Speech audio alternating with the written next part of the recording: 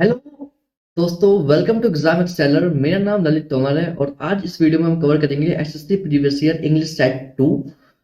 इसके अंदर हम कवर करेंगे सीजीएल 2022 टीयर 1 के शिफ्ट 2 के क्वेश्चन जो कि 1 दिसंबर को कंडक्ट हुई थी। ठीक है, एग्जाम ओरिएंटेड अप्रोच रहेगी इस वीडियो के अंदर हमारी, जैसे कि हमने लास्ट वीडियो में भी रखी थी कि अगर एक एस्पिरेंट एग्जाम हॉल में जाता है, उसके सामने क्वेश्चन आता है तो उसे किस तरह से डील करना है, उसके दिमाग में क्या चलना चाहिए। ठीक है, उसी तरह से हम इसको वीडियो को कवर करेंगे आगे।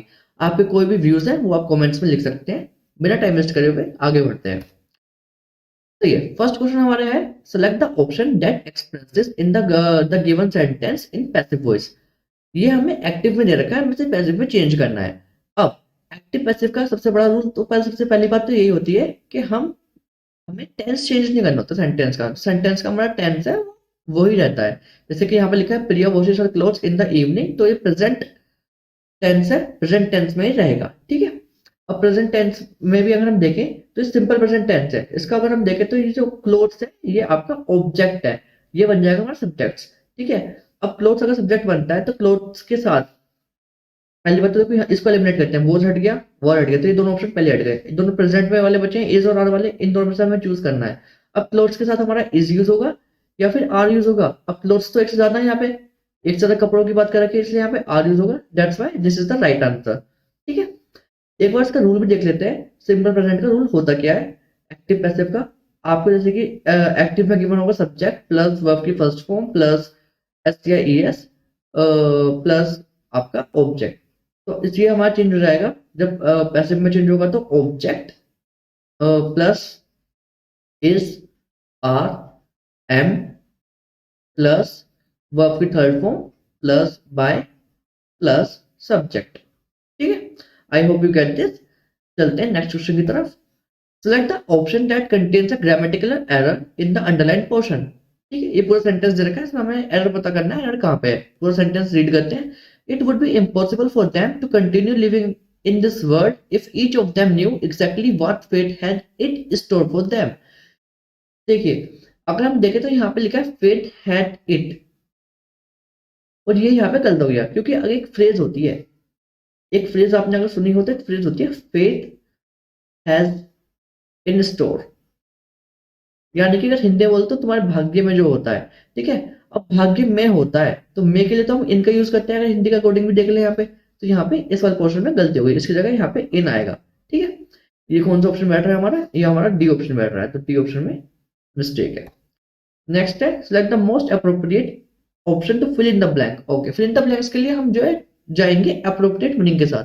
हम सेंटेंस को पढ़ेंगे, हो सकता है इससे ज्यादा ऑप्शन भी सही हो उस फिल इन द ब्लैंक में, बट हमें जानना है जो उस सेंटेंस के हिसाब से अप्रोप्रिएट ऑप्शन है, पॉजिटिव सेंस में या फिर नेगेटिव सेंस में। यहाँ देखते हैं the doctor directed the nurse to administer and dash medicine to the patient.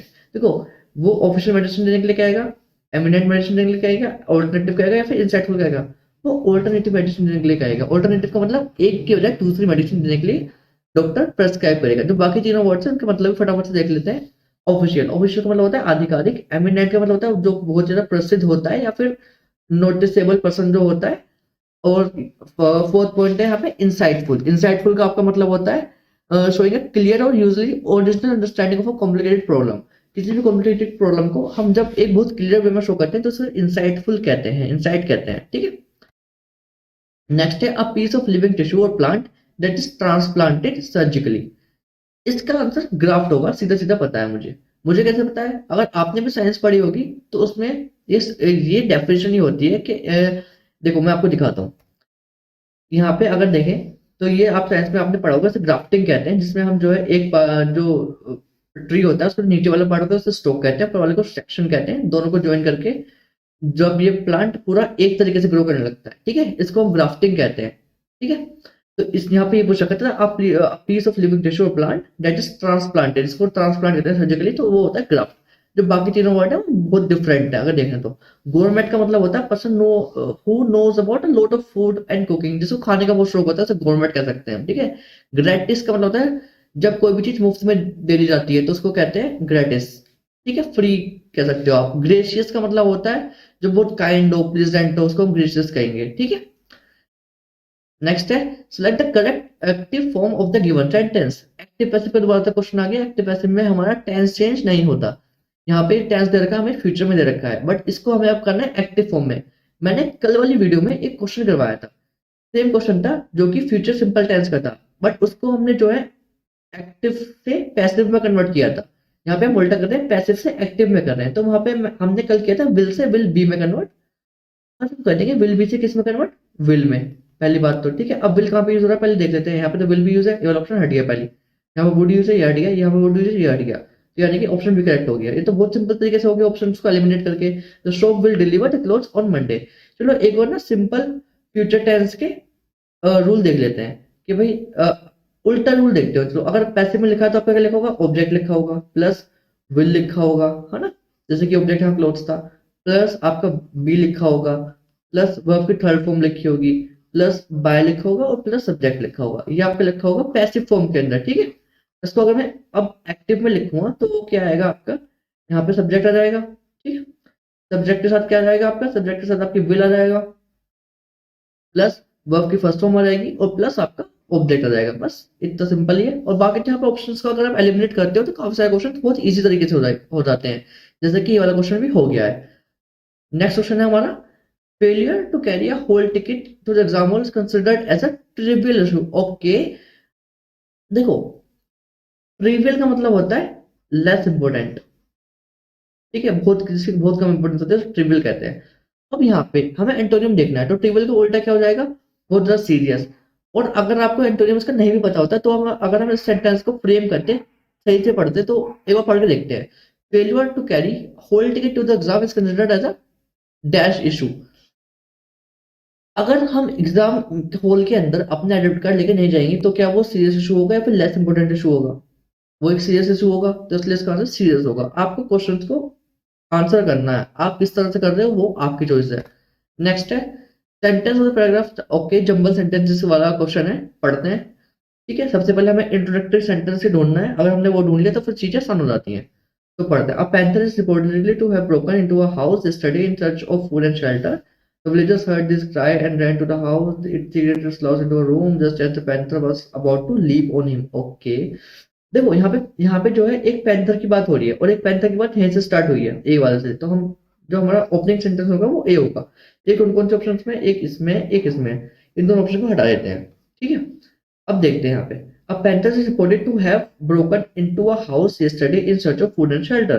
ठीक है, वो एक घर के अंदर घुस गया फूड और शेल्टर के लिए, ठीक है। उसके बाद उसने क्या करना था, उसके बाद क्या सीधा विलेजर्स आ गए, नहीं।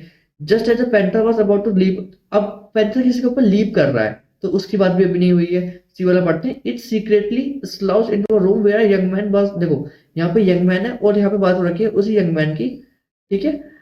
इसके अगले वाले सेंटेंस में तो ए के बाद हमारा यूज होगा सी, हम देखें, और सी के बाद डी देन बी। आप सेंटेंस को पूरा पढ़ लेंगे, समझ में आ जाएगा। बट मैं आपको यही इसमें एडवाइस करूंगा कि आप वीडियो को पहले पॉज करें, खुद इसका आंसर दें, देन इसका सॉल्यूशन किस तरह से हमने बनाया वो देखें। नेक्स्ट है select the incorrectly spelled word. Okay, तो यहाँ पे आपका PIERCING। ओके, यहाँ पे पियर्सिंग की स्पेलिंग गलत है आपकी, पियर्सिंग की स्पेलिंग ये होती है। मैंने आपको कल भी कहा था कि अगर हमें स्पेलिंग को अपने करेक्ट करना है तो हमें उसे बार बार लिख के देखना चाहिए। एग्जाम हॉल में भी अगर हम स्पेलिंग को साइड में फटाफट लिख के देख लेंगे तो ज्यादा चांसेस है कि हम उसे ठीक कर पाए। नेक्स्ट है, if you try to do something every day you will, हम प्रोग्रेस बनाते हैं, we will make progress, we will you will make progress, ठीक है। हम कुछ प्रोग्रेस को होल्ड नहीं करते, गेट नहीं करेंगे, कैच नहीं करेंगे, हम प्रोग्रेस बनाएंगे, तो मेक प्रोग्रेस। कॉम्पिटेंट का सिनोनिम पूछ लिया भाई, कॉम्पिटेंट का सिनोनिम होता है कैपेबल, जो कि कुछ करने के योग्य होता है। नेक्स्ट है इडियम, इन विल एंड वो। सिंपल अगर मैं बताऊं हिंदी में इसका मतलब, पहले आप गैस कर लो, अब मैं बताता हूँ इसका हिंदी में मतलब क्या होगा, सुख और दुख का साथी, ठीक है। इन व्हील एंड वो, तो सैड और ग्लूमी, ये तो पूरा सैड सेंटेंस हो गया, ये वाला भी इसका आंसर नहीं हो सकता। इन हैप्पी, ये पूरा ये पॉजिटिव में मतलब ये नहीं हो सकता। In prosperity and adversity, yes this is the right answer, ये भी नहीं होगा। नेक्स्ट है अनाउंस। अब अनाउंस का सिनोनिम बताना है आपको। अनाउंस करना क्या होता है, देखो डिनाउंस करना होता है कि किसी, देखो डिनाउंस करना भी एक तरह से अनाउंस करना ही हो गया, बट वो नेगेटिव वे में हो गया कि किसी के बारे में गलत गलत बातें बता देना सबको जाके, वो होता है डिनाउंस करना, ठीक है। सीक्रेट और हाइड आपको पता ही होंगे, छुपा के रखना एक तरह से। एडवर्टाइज का मतलब होता है अनाउंस करना। एडवर्टाइजमेंट होता है ना, अगर हम एक एडवर्टाइजमेंट कर रहे हैं तो हम सबको अनाउंस ही तो कर रहे हैं, वो यहाँ पे यूज हो रखा है। नेक्स्ट है हमारा rearrange the parts of the sentence in the correct order. Correct order में लगाने हैं हमें। PQS वाला सेंटेंस आ गया, दोबारा से देखते हैं। वीडियो को पॉज करके आप एक बार आंसर देने की कोशिश करो, देन हम स्टार्ट करते हैं। चलो। While physical movement activities may not require physical is important for children or learning the part of the teachers and student movement and facial expression on okay। तो यहाँ पे देखते हैं while physical movement is important for children or learning activities may not require physical movement and facial expression on okay। देखो physical movement का बाद क्या आएगा, while physical movement activities may not require physical while physical movement is important for children। हाँ, क्योंकि physical movement जो है वो चिल्ड्रंस के लिए इंपॉर्टेंट है। तो ये स्टार्ट होगा, इसका ओपनिंग सेंटेंस मिल गया हमें क्यू। अब क्यू देख लेते हैं कहाँ कहाँ पे है भाई। एक क्यू यहाँ पे, एक क्यू यहाँ पे, इन दोनों को तो उड़ा दो पहले से ही। अब देखो क्यू के बाद क्या है, while physical movement is important for children all learning activities may not require physical। देखो all learning the part, all learning movement कुछ भी ठीक नहीं बैठ रहा है, एक्टिविटीज वाला पार्ट हमारा बिल्कुल ठीक बैठ रहा है, ठीक है। तो all learning activities इसका ये वाला हो जाएगा may not require physical movement and facial expression on the part of the teachers and the students. इसके बाद वाला सेंटेंस में बिल्कुल परफेक्ट बैठ रहा है। ऑन के बाद हमने द का यूज कर रखा है, डिटरमिनर का, बिल्कुल सही बैठ रहा है फ्रेम वाला सेंटेंस। नेक्स्ट, अब ग्रीन हॉर्न, ये ईडियम है, इसका मतलब होता है एक बहुत ही इनएक्सपीरियंस्ड पर्सन, ठीक है, जिसको कुछ भी एक्सपीरियंस नहीं होता। नेक्स्ट है select the correct in direct, indirect और इनडायरेक्ट क्वेश्चन है, ठीक है, इसको करते हैं। देखो डायरेक्ट और इनडायरेक्ट से मेरे को माइट को लेकर पूछा जा रहा है कि जो अगर माइट जो होता है डायरेक्ट फॉर्म में मे होता है, क्योंकि इसको हम इनडायरेक्ट में फिर बाद में माइट कर देते हैं, ठीक है, मे का माइट होता है। तो पहले तो मे को ढूंढ लेते हैं, बाकी क्वेश्चन करते रहेंगे। तो समथिंग मे तो एक तो यहाँ पे है, मे और कहाँ पे, और कहीं पे मे ही नहीं है, यानी कि इसका आंसर ये वाला हो गया, बाकी सबको पढ़ने की जरूरत ही नहीं है, ठीक है। तो अगर आपको छोटी छोटी बातें भी अगर याद हो ना, तो तब भी आप क्वेश्चन को बहुत ईजिली कर सकते हो। जरूरी नहीं कि आपको पूरा के पूरा सेंटेंस बनाने की जरूरत है। ये देखते हैं भाई, ये कुछ खतरनाक सा क्वेश्चन है। Select the sentences that contain no spelling errors। अच्छा, स्पेलिंग वाला क्वेश्चन है ये। यहाँ पे स्पेलिंग से को अलग पूरा सेंटेंस पढ़ने की जरूरत नहीं है, स्पेलिंग ऐसे देख रहा हूँ जिसमें स्पेलिंग में थोड़ी सी चेंजेस लगेंगे, यानी कि उस वाली स्पेलिंग की बात हो रखी है। कम्युनिटीज की स्पेलिंग सेम है, यहाँ पे इनवर्ड की सेम है, स्टिल की सेम है, फील्ड की सेम है, ओके, पोजिशन की सेम है। हाँ, यहाँ पे देखो इसकी स्पेलिंग में यहाँ गलत है, यहाँ पे कुछ और लिखा है, यहाँ पे कुछ और है, यहाँ पे कुछ और है, यहाँ पे कुछ और है। डिसफ्रेंचाइज्ड की स्पेलिंग होती है भाई डी वाली, DISENFRANCHISED। डिसफ्रेंचाइज्ड का मतलब होता है किसी से पावर ले लेना, ठीक है, किसी से पावर या अपॉर्चुनिटी ले लेना एक तरह से। चलो इसको आप कह सकते हो take away of power, take away of power, ठीक है। स्पेशली आप कह सकते हो कि जो राइट टू वोट होता है ना, राइट टू वोट, उसको किसी से छीन लेना, तो वो डिसफ्रेंचाइज्ड के अंदर आता है, ठीक है। नेक्स्ट है सिलेक्ट द पैराग्राफ। ओके, एक और PQRS आ गया है। दे ऑल्सो वोर फेल्ट कैप। भाई किसी की बात हो रही है यहाँ पे, इससे तो मैं सेंटेंस को ओपन नहीं कर सकता। दे ऑल्सो, यहाँ पे भी कुछ किसी की बात हो रही है, जिस प्लेस, यहाँ पे किसी प्लेस की बात हो रही है। कहीं पे भी अभी तक मुझे ओपनिंग कुछ ऐसी चीज नहीं मिली कि जहाँ से स्टार्ट हो गए, यहाँ से एक सेंटेंस स्टार्ट है। In the 5th and the 4th century BC, today's South Ukraine was known as Scanthia। Okay, तो यहाँ से हम स्टार्ट करते हैं डी से। तो डी के बाद अगर पहले तो देखते हैं कि ऑप्शन में डी कहाँ है। अच्छा, ए के ऑप्शन में डी है, तो इसका आंसर ये वाला ही हो जाएगा। फिर देखो डी के बाद सी, फिर बी, फिर ए। देखते हैं। In the 5th and the 4th centuries BC, today's South Ukraine was known as Scythia। This place was famous for its skillful archers and horsemen। They wore houses tucked into leather boots। They also wore felt caps to cover their ears। ठीक है, इसके बाद वाला sentence आया, इसके बाद वाला sentence आया, इसके बाद वाला सेंटेंस आया। It is very easy to cover.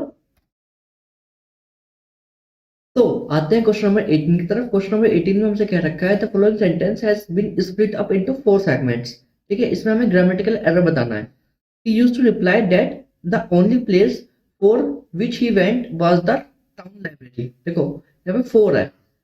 अब हम जब भी कोई डायरेक्शन बताते हैं तो हम टू का यूज करते हैं। हम कहते हैं ना to east, to west, I go to east, you go to west. इस तरह से हम सेंटेंस का काफी यूज करते हैं, ठीक है। तो कभी भी जब हमें डायरेक्शन बतानी होती है तो टू का यूज होता है। और यहाँ पे भी वो बता रहा है कि वो लाइब्रेरी की तरफ गया, टाउन लाइब्रेरी की तरफ गया, तो यहाँ पे टू का यूज होगा, 4 का यूज नहीं होगा। तो यहाँ पे इसका एरर है इस वाले सेंटेंस में। नेक्स्ट क्वेश्चन है select the most appropriate सिनोनियम। Okay, sporadic का आपको सिनोनियम बताना है। स्पोरेडिक का सिनोनियम होगा आपका ओकेशनल। ठीक है, स्पोरेडिक का मतलब होता है नोट, एक तरह से इसका मतलब होता है नोट रेगुलर। जो रेगुलर नहीं होता उसको कहते हैं स्पोरेडिक। कंटिन्यूअस मतलब रेगुलर हो गया आपका। रिपीटेटिव का मतलब जो बार बार चीज हो रही हो उसको क्या हम रिपीटेटिव कहते हैं। इस वाले क्वेश्चन में आपको पढ़ना select the most appropriate option that can substitute the underline segment. Okay, इसका सब्स्टिट्यूट ढूंढना है हमें। Raja is having 3 brothers and 3 sisters. देखो यहाँ पे जो है ये इसका मतलब है कि राजन के 3 भाई और 3 बहन है। एक तरह से इसका पोजीशन दिखाने हैं, पोजीशन दिखाने के लिए जो है परफेक्ट टेंस का यूज करते हैं। तो यहाँ पर जाएगा Rajan has 3 brothers and 3 sisters. Next है क्लोज टेस्ट। इसको आप एक बार पॉज करो, पूरा रीड कर लो प्रॉपर तरीके से, खुद आंसर करने की कोशिश करो, देन आंसर्स को देखना। मैं आंसर्स भी एक बार दिखा देता हूँ, आप पॉज करके देख लो।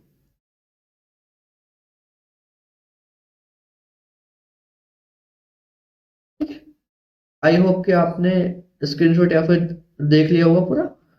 अब करते हैं सॉल्व।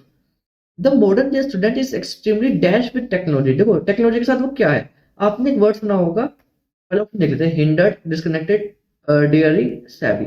ओके, आपने एक वर्ड सुना होगा टेक सैवी। ठीक है, तो जो आजकल के स्टूडेंट्स हैं वो बहुत ज्यादा टेक सैवी है, यानी कि यहाँ पे आ जाएगा फर्स्ट वाले ऑप्शन में सैवी।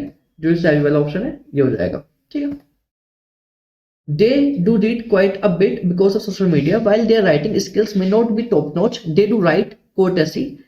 ओके, देखो यहाँ पे दे यूज हुआ है। अब दे के लिए क्या यूज होगा, यहाँ पे 4 ऑप्शन है, देयर, दे आर, देयर और देयर। तो यहाँ पे देयर यूज होगा, क्योंकि दे के साथ तो ये होगा they do right courtesy, there definitely. ठीक है, नेक्स्ट है however one skill that has been dash affected is listening skills. Okay, तो जो एक स्किल है जो अफेक्ट होती है, ठीक है, अफेक्ट होगी, कौन कैसे होगी अफेक्ट, थ्रो होगी, होलिस्टिकली होगी, डेली होगी या फिर थोरोली होगी। इसका तो थोरोली होगा। थोरोली का मतलब होता है कंप्लीटली। ठीक है, however one skill that has been completely affected is listening skills, या फिर thoroughly affected is listening skills. They are extremely poor dash listeners. Okay, पहले ऑप्शन देख लेते हैं इसके। ओके, हाँ, तो इसका सिंपल सिंपल आंसर एक्टिव हो गया। एक्टिव यानी कि जो बहुत ध्यान से सुनता है, मतलब एक तरह से पूरी एनर्जी के साथ। तो जो आजकल अगर हम सेंटेंस को देखें, जो हमारा पैराग्राफ है वो चल रहा है कि भाई जो आजकल के बच्चे हैं वो अच्छे से सुन, मतलब गुड लिसनर्स नहीं है, चीजों को सुनते नहीं है, बोलते ज्यादा है। ठीक है, तो वही बात यहाँ पे है कि they are extremely poor dash listeners. Dash में यहाँ पे आ जाएगा आपका active listeners. If this issue is not addressed then we may be heading to the future is a huge chunk of people across the globe with poor skills of listening and a huge number of passive listeners. Researchers say that listening is the prime ingredient of empathy, and the world will be the extreme poverty in terms of the number of the deaths on the planets. Okay, देखते हैं options. sympathizers ये तो hint दे रखी थी आपको, empathy यानी कि sympathizers आएगा यहाँ पे। ठीक है, एम्पैथाइजर का मतलब क्या होता है, एम्पैथाइजर का मतलब होता है to be able to understand how someone else feels. ठीक है, कि दूसरा कैसे फील कर रहा है उसको समझने की एबिलिटी को हम कहते हैं एम्पैथाइजिंग। ठीक है, आई होप ये वीडियो आपको हेल्पफुल लगी हो। सारे क्वेश्चन हमने कवर करे एग्जाम ओरिएंटेड अप्रोच से। आप चैनल की प्लेलिस्ट में जाएंगे तो आपको इसकी प्लेलिस्ट मिल जाएगी, जहाँ पे सारे सेट्स अब आपके आते रहेंगे। सेट 1 आ चुका है, सेट 2 था ये, ऐसी लगातार सेट्स आपके आते रहेंगे जो कि आपके प्रिपरेशन में बहुत ज्यादा हेल्प करेंगे। तो आप इस प्लेलिस्ट को जाके ऐसे यहाँ से सेव भी कर सकते हैं, ताकि आप सिंपल इस प्लेलिस्ट पे मतलब आपकी जो प्लेलिस्ट वाला सेक्शन है वहां पे शो हो जाएगा, आप सिंपल वहां से इसे एक्सेस कर लें। सेकेंडली, आप चैनल को प्लीज सब्सक्राइब कर दें। अगर आप पहली बार इस वीडियो को यहाँ तक देख रहे हैं तो प्लीज, अगर आपको हेल्पफुल लगी, कुछ भी आपके व्यूज हैं, कमेंट्स जो हमें इंप्रूव करना चाहिए वो आप कमेंट्स में लिख के जरूर बताएं। पीडीएफ जो आपकी इसकी ये एनोटेशंस वाली पीडीएफ भी और सिंपल पीडीएफ भी दोनों आपको टेलीग्राम पे मिल जाएगी। एग्जाम एक्सेलर करके टेलीग्राम है, सेम यूजर नेम से आप सर्च करोगे मिल जाएगा। Thank you very much for watching this video. जय हिंद।